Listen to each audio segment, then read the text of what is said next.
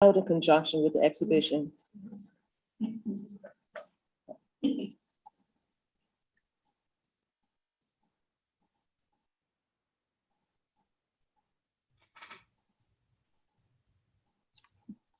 Welcome to the fourth special program held in conjunction with the exhibition, Personal to Political, celebrating African-American artists of the Paulson Fontaine Press. The exhibition was curated by Kerry, Bedford Gallery, Walnut Creek, California, and nationally circulated by the same. The exhibit contains work of 14 well-known African-American artists, such as Kerry James Marshall, Martin Furrier, Lava Thomas, David Huffman, Samuel Levi Jones, and 4 women artists from a group in Boykin, Alabama, who create the G's Ben quilters. The Fort Wayne Museum of Art would like to thank PNC Bank for its generous support of this exhibition, as well as numerous donors to our museum's annual fund who support this exhibition. This activity is also made possible in part from a grant by the Indiana Arts Commission and the National Endowment for the Arts, a federal agency. And now I'd like to introduce Karina Ladd, Regional President of PNC Bank and the corporate sponsor for this exhibition. Good evening. As she said, my name is Karina Ladd, and I am the PNC Bank Regional President for the Northern Indiana market. Tonight's discussion is one that fits well within the broader context of our bank's commitment to diversity, equity, and inclusion. In June of 2020, PNC announced a $1 billion commitment to help end systemic racism and support the economic empowerment of Black Americans and low and moderate income communities. We are also participating in management leadership for tomorrow's first of kind Black Equity at Work certification program, which establishes a clear and comprehensive roadmap for employers to achieve Black equity in 5 key areas. Those 5 key areas are Black representation at every level, compensation equity, inclusive anti-racist work environment, racially just practices, and racial justice contributions and investments. But more than just corporate statements, I really look forward to listening and learning about how these broad promises can translate into real action. I'm very much looking forward to tonight's conversation, and on behalf of PNC Bank, thank you to the Fort Wayne Museum of Art and tonight's panelists for exploring this important topic. Thank you. Thank you very much, Karina. I would like to introduce the other people that are on the panel. And first of all, I want to introduce my co-host, Marcello Pope. He's a colleague, an artist, an educator, a student of art and culture. Marcello Pope, AKA Rosie Lee. The goal of his art is to celebrate, inspire, and give back to Black cultural art through art and creativity. His work revolves around narratives that reflect nostalgia and Black cultural, using symbolism, iconography, and color. By highlighting iconography and reclaiming past stereotypes and tropes, his work's underlying message challenge the monolithic notions of Blackness. Rosie Lee is a visual storyteller, cultural critic, and a lover and supporter of art that uses creativity as his superpower. He states that his life is dandy fresh, a movement centered around style, perspective, and purpose. He's a Texas native who just moved back to Texas and has lived in many areas throughout the country, but always falls back to his Southern roots for inspiration and creativity. He's a collector of vintage bikes, jazz records, and an avid reader of anything cool, interesting, and strange. As a reminder of the gift he's been given, his right forearm has a tattoo that states, "Drawn from inspiration, paint with purpose, and faith is my canvas." The other panelists that are joining me tonight are sisters Clydia, Oladuwa, and Sherry Early-Aden, and they are both of Green Hair Revolution. That is an enterprise that is dedicated to bringing education, engagement, and empowerment to Black and Indigenous people and communities through conversations, cultural presentations, and culturally artistic merchandise, business incubators, galleries, and art and cultural events. They've been involved in Afrofuturism in mid-sized cities, Juneteenth Elder Celebration here in Fort Wayne, which was last weekend, Posing Beauty in conjunction with the Posing Beauty exhibition at the Fort Wayne Museum of Art in 2020, Ask Me If You Can Touch My Hair, The Art of Hair in 2017, and Afros, a celebration of natural hair, Michael July photographer, and that was at the Fort Wayne Museum of Art in 2013. As you see, they've been with us and active and always presenting another avenue for artists. There's another young lady, Lyndy Bazile. She is a mother, an artist living in Northeast Indiana. Most of her work depicts the female figure existing in natural spaces, in which the settings are often visual recognitions of her Haitian background. Bazile is a multiracial woman of color, born and raised in the United States, and uses her art to explore her Haitian ancestry to connect to her roots. The figures in her work celebrate larger body types, emphasizing feminine strength and resilience. Lyndy's goal is to move beyond the dominant culture and create art that reflects those who have been historically marginalized and make images that celebrate multiplicity, evoking pride and diversity in identities. We also have Theoplis Smith III, AKA Phresh Laundry, who is a self-taught artist whose work comes from an innate need and a desire to create. Smith's practice is incredibly unique for both its skills and its unlikely beginnings. As a young child in his hometown of St. Louis, Missouri, he found himself drawn to the arts and has slowly but surely pieced together an original form of painting that certainly connects popular culture with visual representations of comic books and quick sketches of caricatures. Prepared with a long history of traditional portraiture, Smith's art brings broad appeal while staying fresh and keeping a varied approach to his formal aspects of his work.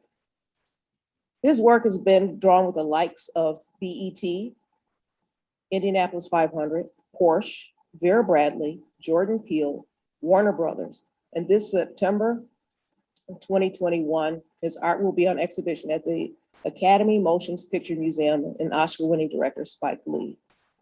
Theoplis Smith's work was also included in a recent opening of a hotel locally. He will speak about that. So just to speak a little bit about the artists that are in the exhibition, personal to political, there's Kerry James Marshall. He's born in Birmingham, Alabama, and as a young man, his family moved to South Central LA, living near the Black Panthers headquarters.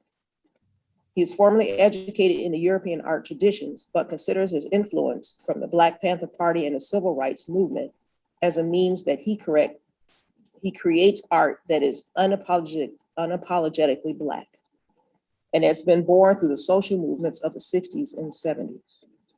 He wants to turn on the ear what is considered as beauty and have people consider another alternative. Another artist in the exhibition, David Huffman, who studied at the New York Studio School of California and the California College of Arts and Crafts. He creates paintings and installations that depict the trauma of Black people and what they face in life daily. Hence, he creates what he calls trauma knots, or African Americans on a journey to find the sense of home faced through the trauma of being enslaved. And he considers them astronauts that are facing trauma, i.e. trauma knots. We have Samuel Levi Jones. This young man was born in Marion, Indiana, and now lives in Indianapolis. He looks to rectify revisionist history. He uses bound publications, law books, history books, and considers who or what group that has been intentionally left out of the bound volumes. He tears out the pages and what people consider destroying the book. He pulps the pages and creates new works of art where the titles uplifts those who have been omitted. He also uses the book covers to create a new form of art. And as you see, this is Amalgamation. That's a recent acquisition by the Fort Wayne Museum. Lastly, there's many other artists in the exhibition, but I want to also speak about Lava Thomas. She's a California native who speaks to the inequalities and celebration of race, gender, representation, and memorialization. She's a multidisciplinary artist that uses paintings, drawings, photography, and sculpture in site-specific installations. She played the tambourine as a child in her grandmother's church. So therefore, what you see is a tambourine installation here at the museum, and it's called A Change Is Gonna Come. Oh yes, it will, done in 2018. She said she created this when our previous president was in office, and her statement was, like the song says, yes, a change will come. Can you imagine a room filled with 700 tambourines? What she wants to do is have tambourines have a face or a head that is made of calf skin, and that symbolizes the sacrifice that happens in religious ceremonies, but also some of the darker, dark blue tambourines that you see, they're reflective. So therefore the viewer can walk up to them and actually look into them and see themselves, and they're part of the installation. But these are just a few of the artists that are in the personal political exhibition. It's been a wonderful exhibition to have at the Fort Wayne Museum.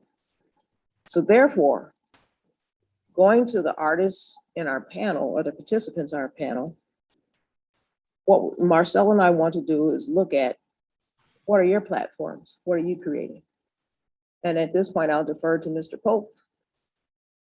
Yeah, definitely wanted to ask the panel, you know, I personally use social media. I was having a conversation with my wife about Instagram and how it serves a purpose because it's a tool, right? You know, everyone is involved in technology, but for me, it's a fine line and a balance between almost a form of entertainment and education or information. You know, not just about my own personal artwork, but it may be about a political statement, something that social change that I feel that needs to happen. And so the question kind of want to pose is, what kind of platforms are you using and how are you using those platforms? Whether it's social media, whether it is the church stage, you know, some type of gallery space. You know, especially with COVID, I know people had to kind of think alternative routes of platforms. So how are you using the platforms that you have for either your artistic practice or your business? And if I can interject this question prior to that, is why is it important to have our voices heard? Anyone can take that question. Why is it important? Why is it important? Why can't we just stay in our studio and keep working? Green Hair Revolution, why do you all always create avenues for artists? Leo, go ahead. Go ahead. Okay. Could you repeat that question one more time there? Why is it important to have your narrative heard? Because I think it's one of those things where over the historical time frame, it's been muted. And I think we're still in the time frame where we're still need those voices to be heard. We need to reflect. We need to discover. We need to acknowledge just the lanes, specifically, of course, for Black people. And of course, like I said, just we've been saturated with so much whitewashing and, like I said, historical views on things that when something needs to be spoken on our behalf, it's either forgotten about or not taken seriously. And it's always great for us to find new ways to be able to project the avenue. So with art, for myself personally, that's one thing I do. That my art is my loudest voice. I'm very soft-spoken person. I'm very quiet in nature unless you get to know me. But I think it's one of those things where it's a necessity. It's out of whether it be trauma, history, and just the freedom to create. It's all balled into one for me to be able to project. So it must come out. Very good, thank you. I have to find a shorter acronym for Sherry and Clydia. But go ahead, please.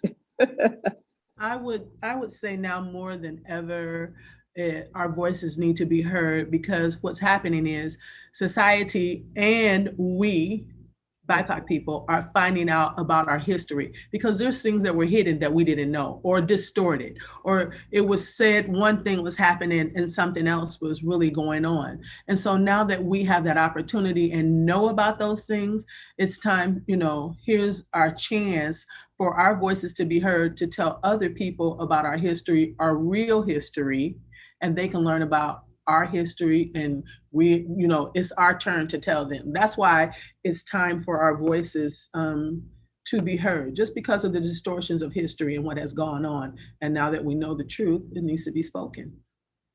That's very true. I think there's many times when we didn't know our own history, so we do need to tell our own history so the generations behind us can know. I mean, Can I add to that? To just simply Yeah, go say, ahead. if we don't speak for ourselves, then who will? Mhm. that is very true. That is very true. As I'm always telling my mom, we have to tell our own story. And, Okay. and I want to also say, Marcello, you asked a question about what platform do we use, and I would say that Sherry and I are creators, where we have these wonderful, beautiful artists on here that we love, okay, because we love art. I would say that we're creators. We want to create spaces where artists can show what they're doing and create events that showcase artists and showcase culture. So we use Instagram, okay? And because I would say my age, I'm a Facebook user, okay? Every picture, I put every picture on, okay? I put stuff on Facebook, all right? So I do use those platforms. I know that artists have other platforms they use where they showcase their work and I go in and look, but for me to put things out there and say what's happening, where we are, here's pictures, here's what we're doing, because I want to get it exposed to as many people as I can. And that's the way that I know how to do it now. You know what I'm saying? Is just put it out there and just bombard them with it. So it's like, wow, they keep getting it. So I do use Facebook and Instagram myself. Okay. So I do use those platforms. That's good. Lyndy, did you have anything to contribute?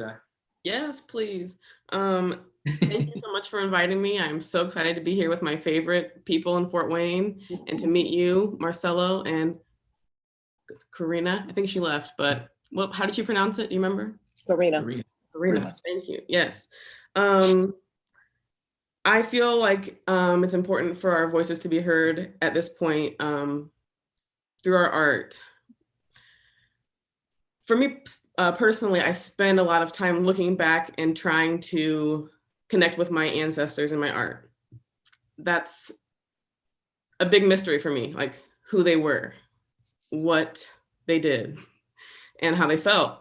And so I don't want anyone to wonder about that, anybody that comes after me. And you know how we're looking back and saying history was misrepresented. We're relearning things now. We're finding out new truths. I'd love to speak as clearly as possible to future generations about what's going on right now so that they don't have to wonder that way, because it hurts. I can see. I have to admit, in researching this topic and thinking through, every presentation has had a little bit of a different iteration. And mind you, my degree is in painting. But I realized at some point I have a narrative from my great-great-grandmother that is no one else in my family is an artist. So at some point I have to go back and get that so I can tell that story. Because she was a woman who outlived 8 out of 10 children. She came up from the South. She had a restaurant in Cleveland. But that's a story I need to tell, and no one else is really going to tell it, because that was my mama, as I called her. So it made me think, and that means I'm going to have to go back in and pick up brush. I was a painter, photography, whatever it has to be, but it's a narrative that I need to tell. Yes. I also made the statement that artists, whether visual, the rest of my family are musicians, but there's a need to something, it has to come out. And I think Theo is quite indicative of that. There's a need that has to come out. And that's what was, I guess, reborn in me. There's a need of something I need to express about my great-grandmother.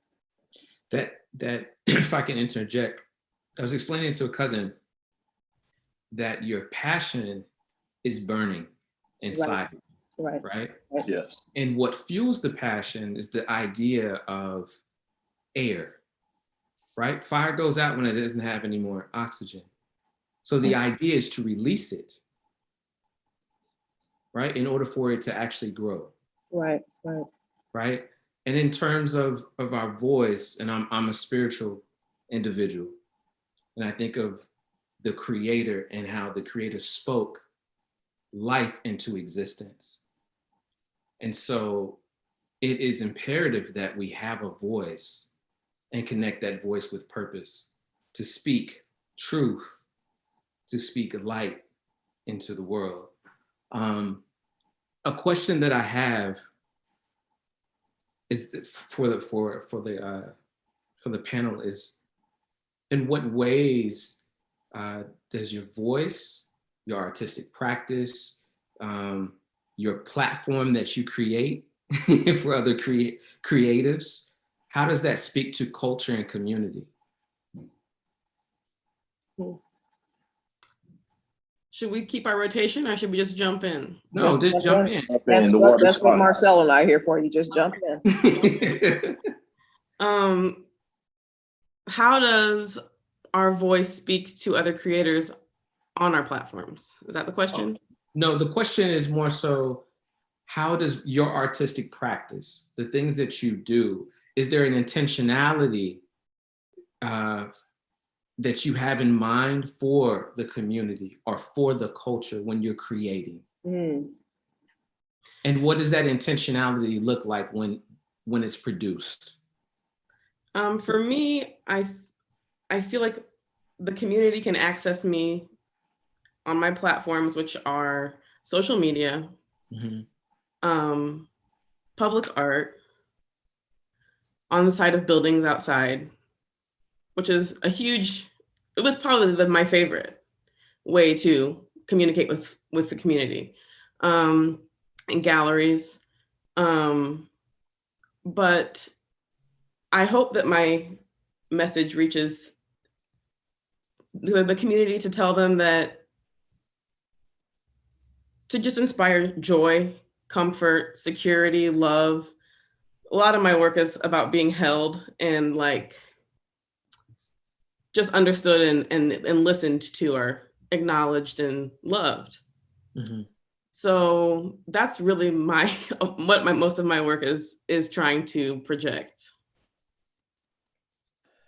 I know for myself, it's like, of course, platforms with social media, I like to get them across the board. I feel like social media is almost like the common areas of places, but for the digital age that we're in, I like to think of myself as almost like a visual DJ, if you will, where I take things from everything from pop culture to political views to culture references, but doing it from a Black person's perspective. And my goal is to almost drop it as if I'm dropping the latest mixtape on something. So it could be something of a current event, but it's layered in other things that, from my perspective or my experiences, I like to make sure that it's portrayed.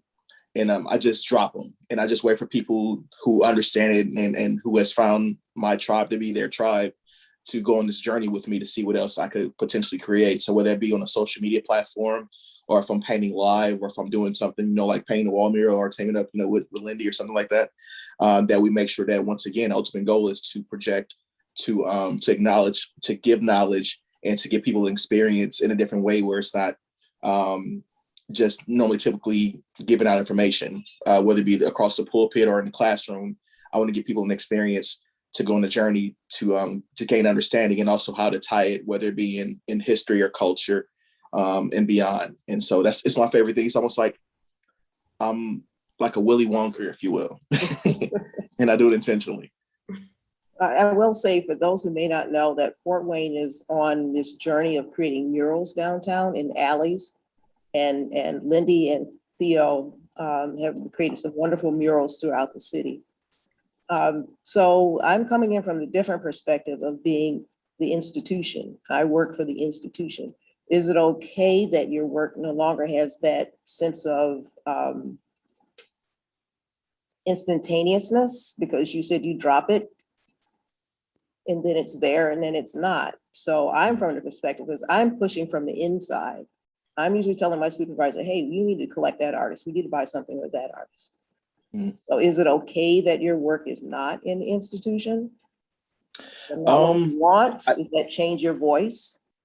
It would not change my voice. I think my voice is my voice. No one can take that away from me right now. I'm excited about that. I think that no matter where I was to take my voice, I think it would just be amplified. So wherever my voice will go, that's where it's going to be amplified at, and it creates its own climate.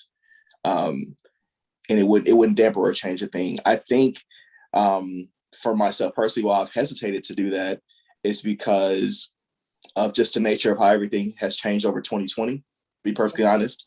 Of course, gallery representation has changed a bunch since we haven't been in these public spaces. And so I find ways and been on this journey of finding ways where I want to make sure that those who have not stepped into a gallery, I do it intentionally, where I put it in places where people who have not stepped into the culture and understanding the likeness of being in a public space and checking out these different artists and their background and the history of it. I want to put it in a place where I change the climate. I get to control the climate of it. That's and right. It's intentional. So I have that balance with both. So I'm a double-edged sword. That was one question that I asked on an interview with Samuel Levi Jones, is how did the pandemic change you or your art? And that's a question I pose to anyone who wants to take that one. Because last year was a life-changing experience for everyone. Mm-hmm. I think it changed Green Hair because during the pandemic, we had an opportunity to think about what we were really doing, with the community, and were we really making a difference in the community? Because one of our goals is to empower people. Mm-hmm. And we empower them through art. And I heard what Theo said about, because we want to bring people to galleries, okay? Marginalized people, BIPOC people, everybody don't go to galleries, okay? They don't visit galleries. They don't even know necessarily what's in a gallery. They know there's pictures, but that's it. They don't know about installations and prints and all those things that are there. So one of our goals and one of the things that we want to do as Green Hair on our platforms is to bring people to the gallery so that they can see that they are there and they're represented there too, so that they can see themselves at the gallery. So working with the Museum of Art, that's been something that the museum has fostered and helped us to do. The last thing that we did with them was posings of beauty. And the Posings of Beauty is a beautiful exhibition with pictures and photography, and it is just like the bomb. Well, what we did was we invited the community to come in and participate and have their picture taken, pose, for them to come and pose and look the best whatever made them feel and look their best. We wanted them to come in and participate and pose for that. And I think it was about 16 people, Sherry? Yeah. 16 people came, and even families came, and they posed. And those posings, I called Posings of Beauty Fort Wayne. And those posings of beauty were shown with the exhibition. And it was also, the pictures were taken by a local BIPOC photographer, a woman named Shawnee, and she did an excellent job. So what I'm saying is our goal is to pull the whole community in together. Okay, that's how, Marcello, that's how we envision making it happen. And we had opportunity to think about that during the pandemic, but it's how do we get them to experience art, get them to a gallery, and also get them to participate in the art. Yeah. And that's what we totally agree. Yeah, totally agree. I was gonna say that one of my most successful exhibitions happened in the garage last year. A curator friend of mine was thinking, how do I get a small group of people to come out and still participate and engage with art? And so she sold her work, took that money, and then put it into the community. And so we can see that engagement has changed because of 2020 for many of us. And then as you all were talking, I was sitting and thinking of the art institution, the museum, kind of having that high standard. And now it seems that, and Leah, I know you can probably speak to this, and it's the fact that you're looking outside because murals are happening. Right. You know, the engagement is happening outside as much as it is inside. And so what other spaces do you guys want to see representation? Because we were talking about people not maybe feeling welcomed sometimes in certain spaces. So where would you want to see those voices and that how would you want to see that change happen? I do want to throw one thing in, Marcello, was that Yes. everything that we did, those posings, all those pictures, they were taken outside. Right. Outside of the museum, okay? It was at the museum, but we did it outside in different spaces all around the museum. And I thought that was just, I mean, I thought it was brilliant. Look, because it turned out so fantastic, but it was done all outside, all around the museum. Just wanted to throw that in there. I also think of people from the pandemic that are not willing to go into inside space yet. Yes. I go ahead. No, Lyndy. Nope. It's you. I just wanted to say, with the pandemic over the past year, with the way things went in 2020, with the increased interest in race relations and Blackness and systemic racism and all of those issues that really boiled up last year. Mm-hmm. I mean, it's just, you know, it's the time to be a Black artist if you want to be a Black artist. So there was that. There's the time to be not racist if you want to be not racist. It's the time for all of those things right now to be happening. It's the time for public art. Everyone's seeing it bloom in Fort Wayne of all places. I mean, it's huge, it's exciting, it's all happening. So for me, it's a matter of taking those cues from the world and going with it. Like, access to doing murals it's accessible to me right now. And so that's a good avenue to express what's important, to make those images of art that express love and acceptance and community and all of the things that I want to push. And then hopefully, you know, that's an instantaneous sort of outlet.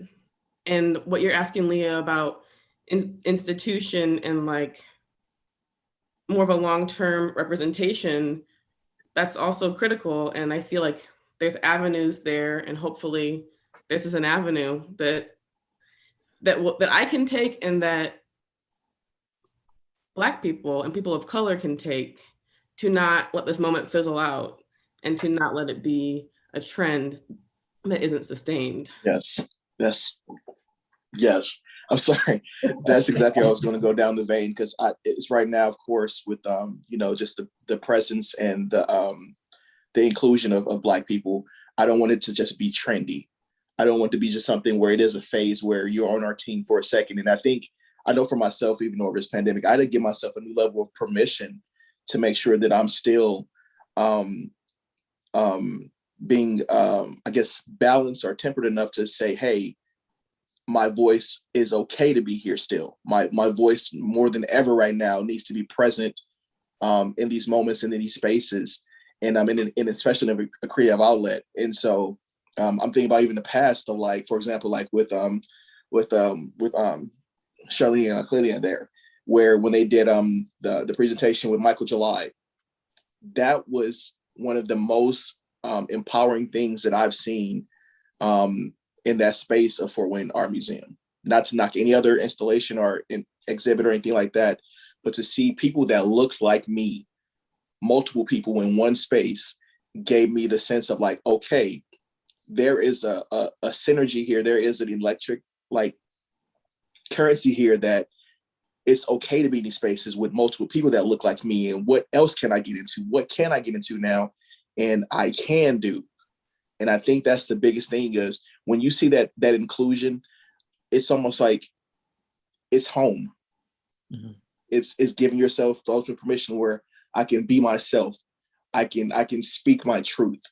and it's a safe space. It's a safe haven.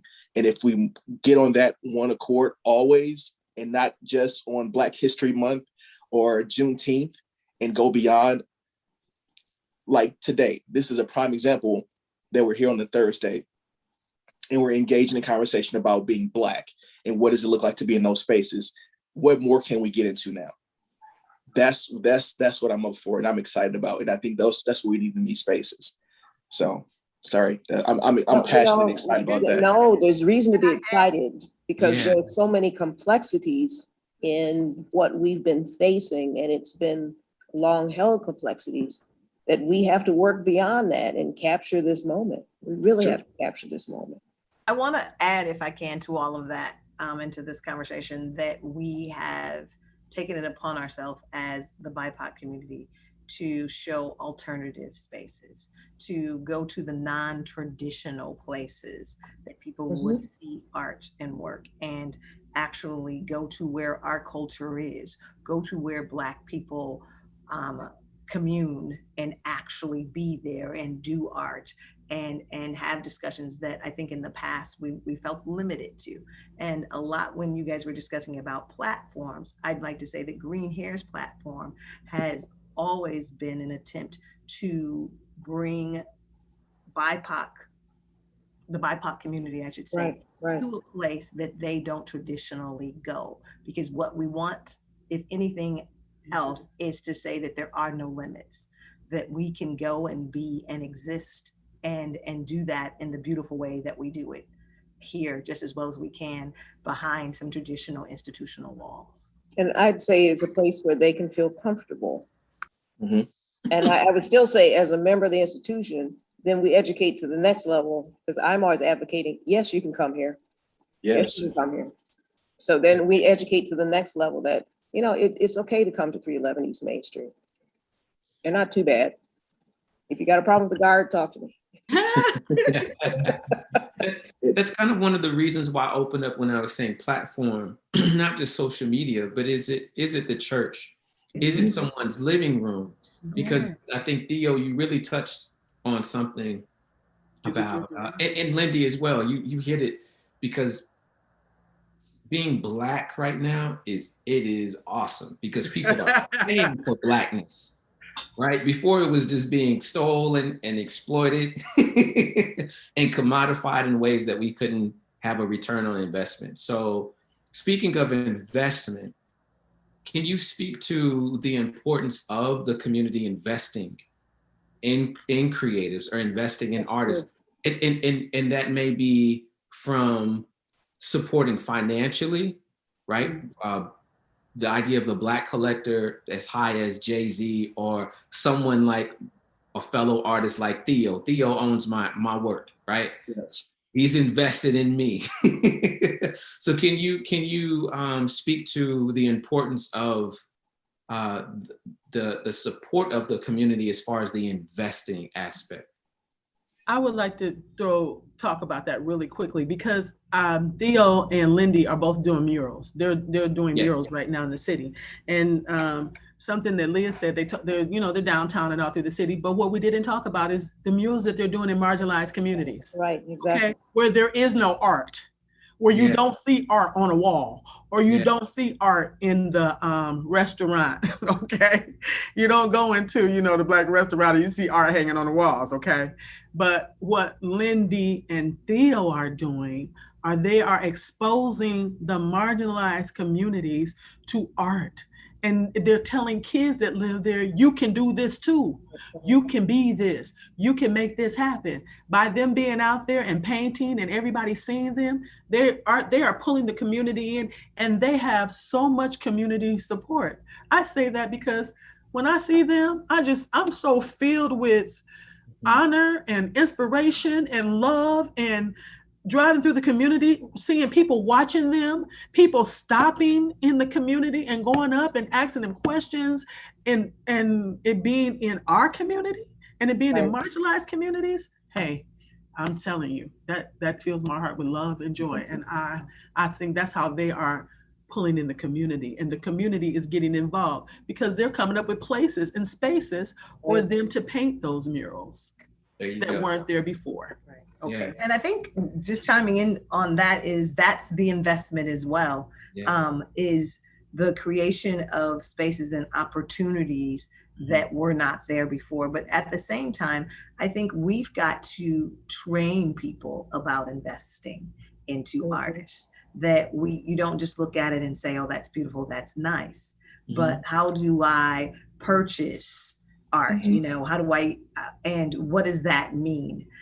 Because I don't think that in many cultures, at least in the African American community, unless you're at a particular economic standing, have you ever been taught that purchasing art was you also investing in that artist and helping that person go further?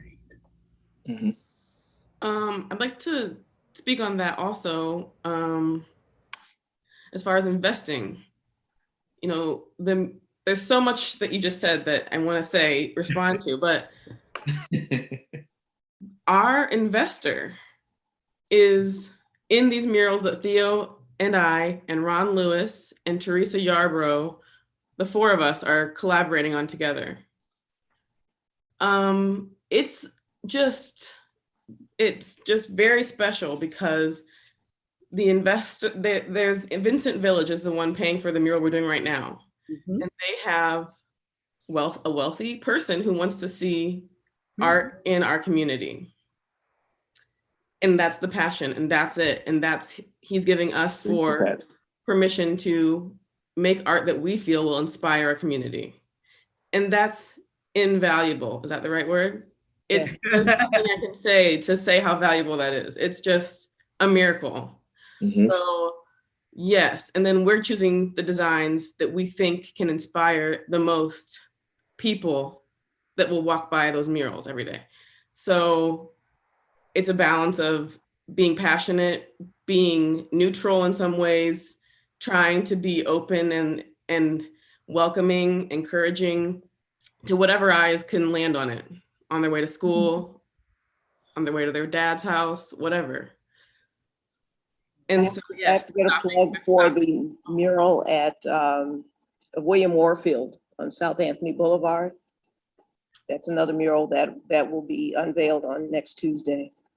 And if people know who William Warfield is, he was an entrepreneur in Fort Wayne, African-American male that owned seven properties in 1901. It's pretty much unheard of. Oh, that is. And for me, I'm posing that question because I think that for people who are watching this, that first off, we have to value the art and culture that we have and that we produce, right? So that's the quilts that the grandmother makes that we connect to G's Bend. It's the photographs that your cousin takes, the black and white photographs, right? We connect that to Gordon Parks. And it's the $5 that the elder gives, right, at church. Yes. Exactly. Because if you don't have $500 to commission a piece from me, I'll take the $50 donation for the art. Right? Respect. Right. I'll take that. So I just want the audience to know that there's different ways, or it's just the fact that your uncle owns, I don't know, a lodge of some sort, some building, right, for his fraternity. So, hey, how about you guys raise a little bit of money? There you go. You got a muralist from the community that you can get. So those are ways that voices can be supported, representation can be seen. How do you feel that Black artists are labeled? Because so often we are thought of as being one way, right? We paint one way, we create one way, when all of us know that that's not the case, that we're not a monolith, right? So our voices are all different and our stories are different and they all have to be told. So how do you feel that Black artists are labeled? The first thing that came to mind for me was unique. You hear people, oh, he's unique, or she's special, as if a person of color creating art has to be unique. There's many people of color, creating many beautiful pieces of art. Right.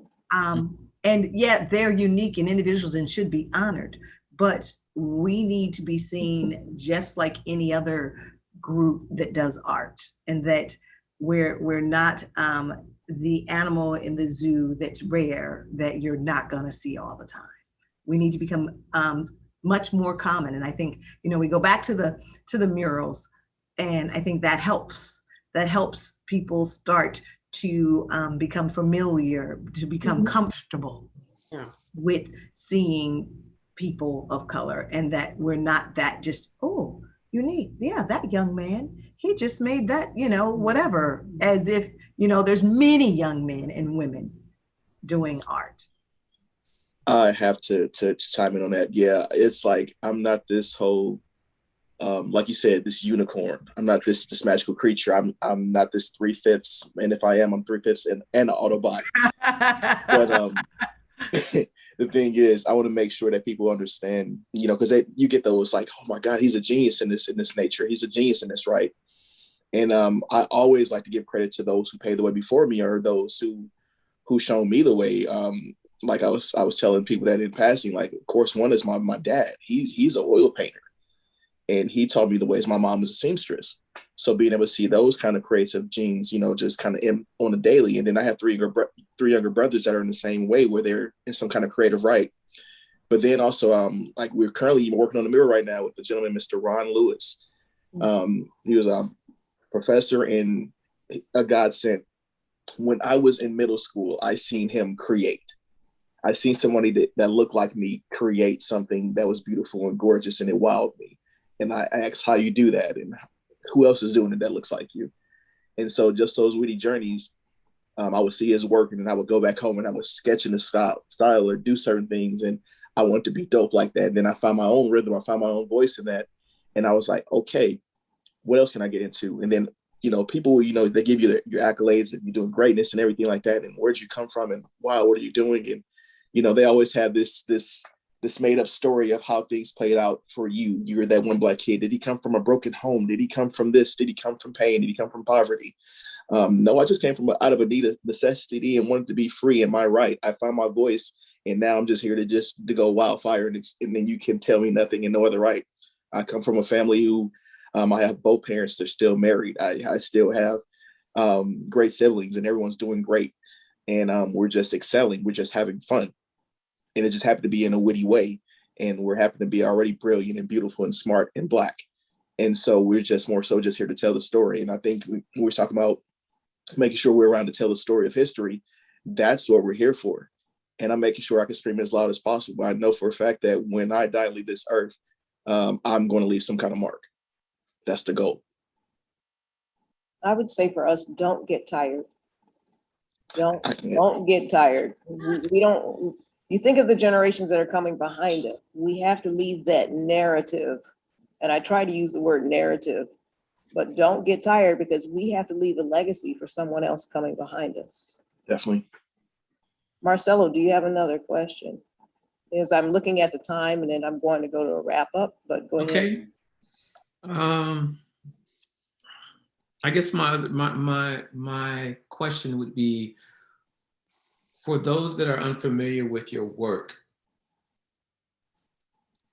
what is it that you want them to know? Like, what motivates you? That's basically it. What is motivating you to do what you do?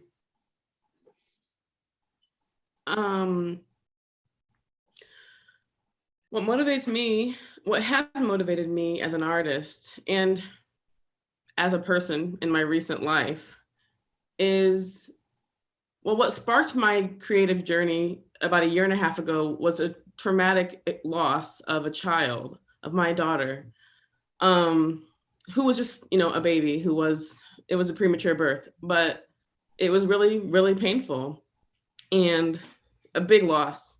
And so for me, I turned to my art because I knew I should be an artist. I always knew I should be an artist, but this was it. So I had to be an artist now because I had to express some very big feelings and do some big work. And so for me, hardship inspired me. And I think if you look at African Americans and maybe all of the African diaspora, but you know, I'm just a person and I've got blinders and I can't see everything. I think the collective trauma of racism and genocide is what motivates and moves forward and is propelling. Now, maybe that's not all of it because it can't all be bad, but that's something that we're trying to overcome. We're overcoming. And that's what I do with on a personal level and how I see the movement in art with African-American, Black people, BIPOC in this moment as well. Yeah. For myself, man, multiple tears with that. I would say for myself, especially more so after this year, what motivates me is not seeing a lot more Black people presented to me in the creative field, if you will. And to see a man not pick up a ball and dribble, not a rapper, but still have a story to tell, who's sensitive, who cries, who tells you how I feel, that I have my good days and my painful days in a way where it's not normally presented in the palette. And so people are able to relate to me as well too. So I think just from that angle, just being able to exist, because there was a time for myself where I felt like everyone was finding their purpose and their passion, and they're soaring and they're doing things, and I wasn't moving out of jealousy. I'm just like, what about me? And I had to find my voice. I had to find my reason. In the sense I have my reason, that's what motivates me to tell the story, and why I've come up with these witty ideas and these witty, pieces of art to put out there, because out of a need of, someone else needs to hear this so they can find a sense of purpose. So everyone motivates me. Life motivates me. So.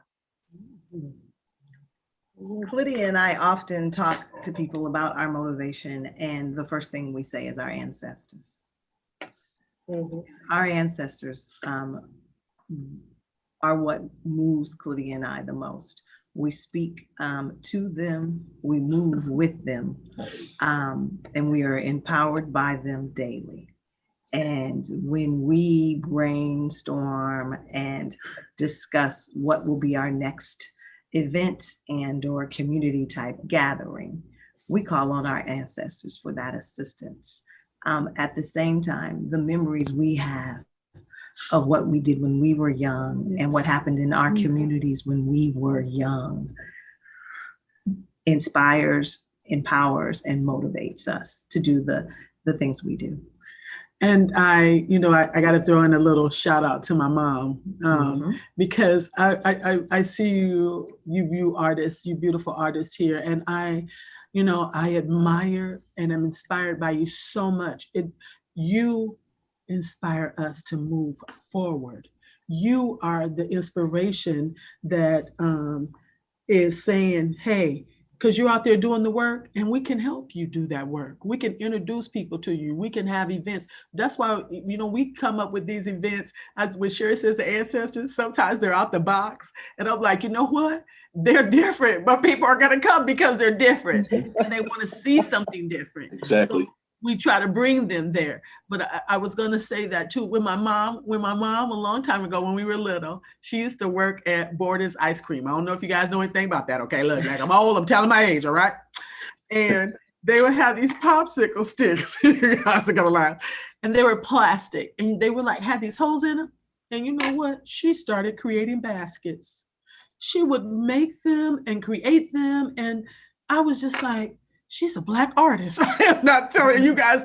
It was just so amazing for me to see her make that. And I was like, how did she learn to do that? Who taught her that? But that inspired me to know, you know what? You can create, you can help other creators, you can do stuff, you can do things. How can you do that? And that inspired me to, and inspires us, I would say every day, our ancestors, it inspires me every day to keep moving and to keep coming up with events, even during the pandemic.